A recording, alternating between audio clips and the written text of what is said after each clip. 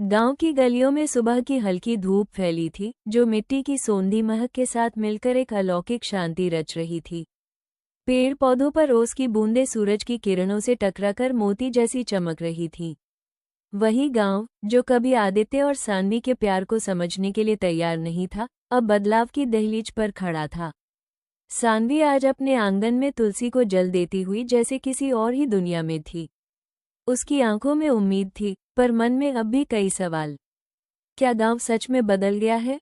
क्या सिर्फ आदित्य के वापस लौटने और सत्य के सामने आने से सब कुछ सामान्य हो सकता है? उसी समय दादी आंगन में आई। उनके चेहरे पर मुस्कान थी, पर आंखों में गहराई से पढ़ा जा सकता था कि उन्होंने कितनी सच्चाई देखी है। सान्वी बेटा, आजकल तुम बहुत शांत हो गई हो। सब ठीक है ना? दादी ने प्यार से पूछा। सान्वी ने हल्की मुस्कान दी। हाँ दादी, बस सोच रही थी कि ये शांति असली है या बस कुछ वक्त की मेहमान। दादी ने उसका हाथ पकड़ा और कहा, बेटा, सच्चा प्यार देर से ही सही, पर पहचान लिया जाता है। तुम दोनों ने जो सहा है, वो अब गांव भी देख चुका है। आदित्य के जज्बे और तेरे इंतजार ने इस गांव को सोचने पर मजबूर कर दिया है। सान्वी की आंखें भर आईं। कितनी बार उसने खुद से पूछा था कि क्या उसका फैसला सही था? क्या आदित्य के लिए सब कुछ छोड़ देना ठीक था? लेकिन अब, जब दादी जैसी बुजुर्ग भी उसके साथ खड़ी थी, तो दिल को सुकून मिला। उधर आदित्य गांव के प्रधान जी के घर गया था। वो जानता था कि समाज की सोच बदलने के लिए सिर्फ प्यार नहीं, बल्कि प्रयास और संवाद की भी जरूरत होती है। प्रणाम प्रधान जी, आदित्य ने हाथ जोड़कर कहा। अरे आदित्य बेटा, आओ बैठो। सुना है गांव की युवा समिति के साथ मिलकर कुछ नया करने की सोच रहे हो? प्रधान जी ने मुस्कराते हुए कहा। जी प्रधान जी, मैं चाहता हूं कि गांव के युवाओं को सही दिशा मिले। वो सिर्फ खेती या शहर पलायन तक सीमित न रहें।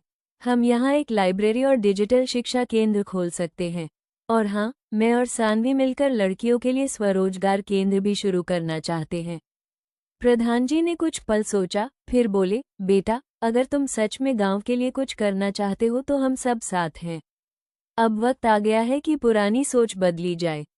ये सुनकर आदित्य के चेहरे पर संतोष झलक उठा। समाज से लड़ाई आसान नहीं होती, लेकिन जब उसका हिस्सा खुद बदलाव की पहल करे, तो रास्ता आसान लगने लगता है। वापस लौटते वक्त आदित्य ने देखा कुछ महिलाएं खेत में काम कर रही थीं। एक महिला, जो पहले सान्वी के खिलाफ थी, अब आदित्य को देख मुस्कराई। बेटा, आज सान्वी को बोलना कि वो सही थी। और हाँ, हम सब उसके लिए राखी लाए हैं। ये बदलाव असली था। ये सच्चे प्रेम की जीत थी। रात को आंगन में चांदनी फैली थी। आदित्य और सान्वी आम के पेड़ के नीचे बैठे थे। हवा में गुलाब की हल्की खुशबू थी। दोनों की आंखों में एक अलग सा विश्वास था। आदित्य, कभी सोचा था कि ये गांव जो हमारी पहचान तक को नकार रहा था, आज हमारे साथ कदम से कदम मिला रहा है? सान्वी ने नर्म स्वर में पूछा। नहीं सान्वी, लेकिन तुमने कभी उम्मीद नहीं छोड़ी। तुम्हारा साथ ही मेरी सबसे बड़ी ताकत है, आदित्य ने उसके हाथ थामते हुए कहा। सान्वी ने उसके कंधे पर सिर टिकाया। अब इस प्यार को बस और मजबूत करना है। समाज बदल सकता है, अगर हम डटकर खड़े रहें। चुप्पी में बहुत कुछ कहा गया। कभी शब्दों से ज्यादा खामोशियां बोलती हैं। उनके बीच वही खामोशी थी, भरोसे, प्रेम और भविष्य की। अगली सुबह गांव के चौपाल पर एक छोटी सभा हुई। आदित्य और सान्वी ने अपने विचार रखे, गांव के विकास, शिक्षा, स्वरोजगार और सामाजिक सुधार पर। जहां पहले लोग टालमटोल करते थे, आज उन्होंने ताली बजाई। ये जीत सिर्फ आदित्य सान्वी की नहीं थी, ये उस हर प्रेम की जीत थी, जो सच्चा होता है पर समाज के डर से दबा दिया जाता है।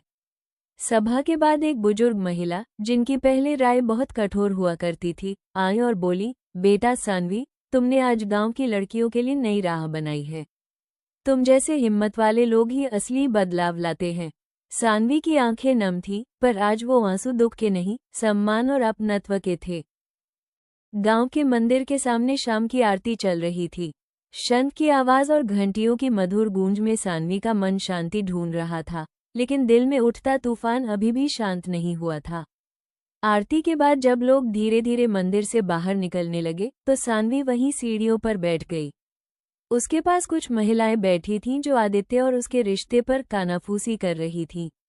बड़ी शहर वाली लड़की है, क्या जाने हमारे रीति रिवाज? सुनने में आया है वो नौकरी भी छोड़ आई है उसके लिए, पर गांव की औरतें ऐसा नहीं करती। सानवी ने उनकी बातें सुनी, लेकिन कुछ नहीं कहा। उसके चेहरे पर हल्की मुस्कान थी, शांत लेकिन साहसी। उसी वक्त आदित्य मंदिर की ओर आता दिखा। उसके हाथ में एक छोटी सी थैली थी, जिसमें प्रसाद था। सानवी ने उसकी तरफ देखा, और उसकी आंखों में वही भरोसा था जो उसने पहली बार महसूस किया था। चलो, आदित्य ने मुस्कुराते हुए कहा, माँ ने बुलाया है। आज सब बातें साफ करनी है। सानवी थोड़ी हिचकी, क्या सब मान जाएंगे? हम सच हैं, और सच्चाई को ज्यादा देर छुपाया नहीं जा सकता। आदित्य ने उसकी ओर हाथ बढ़ाया। सानवी ने उसका हाथ थामा और दोनों साथ साथ चल पड़े। आदित्य के घर में उस दिन अलग ही माहौल था। पिताजी थोड़े गंभीर बैठे थे, माँ थोड़ी घबराई, और दादी चुपचाप तुलसी के सामने बैठी थी। बेटा, तू जानता है, गांव की सोच अलग होती है, पिताजी ने धीरे से कहा। जानता हूँ बाबा, आदित्य बोला, पर क्या बदलाव की शुरुआत अपने घर से नहीं हो सकती? दादी ने एक नज़र सानवी पर डाली, फिर बोली, लड़की पढ़ी लिखी है, समझदार भी लगती है, पर गांव क्या कहेगा? सानवी ने शांत स्वर में कहा, दादी, मैं आपकी परंपराओं का सम्मान करती हूँ। मैं चाहती हूँ कि आप मुझे समय दें, मैं इस गांव की बहू बनकर दिखाऊंगी कि शहर की लड़कियां भी संस्कारों को समझती हैं। दादी ने उसकी बात पर सिर हिलाया, ठीक है, एक मौका मिलना चाहिए, पर गांव की पंचायत भी कुछ कहेगी। अगले दिन पंचायत का आयोजन हुआ। चौपाल में गांव के बड़े बुजुर्ग और महिलाएं जमा हुए थे। सबके चेहरों पर अलग अलग भाव थे, कुछ जिज्ञासा, कुछ असहमति और कुछ समर्थन। मुखिया जी ने सबसे पहले बात शुरू की, आदित्य, हमने सुना है कि तुम सानवी से शादी करना चाहते हो। ये तुम्हारा व्यक्तिगत निर्णय है, लेकिन गांव की मर्यादा और संस्कृति का भी ध्यान रखना होगा। आदित्य ने उठकर कहा, मैंने अपने जीवन में पहली बार किसी को दिल से चाहा है। सानवी मेरे साथ गांव में रहना चाहती है, यहाँ के लोगों के बीच, आपके आशीर्वाद के साथ।